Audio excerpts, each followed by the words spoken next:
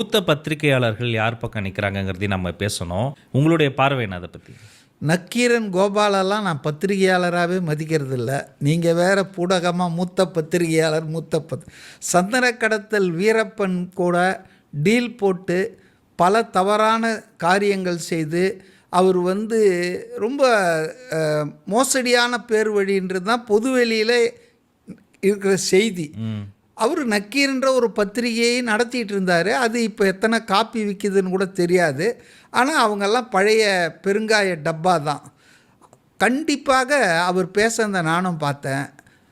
இந்த தமிழ்நாடு அரசு மற்றவங்களெல்லாம் வன்முறையை தூண்டுகிறார்கள், வதந்தியை பரப்புகிறார்கள்னு கைது பண்ணுறாங்க. நீங்கள் யார் மேலே வேணாலும் வழக்கு போடலாம், தப்பே கிடையாது.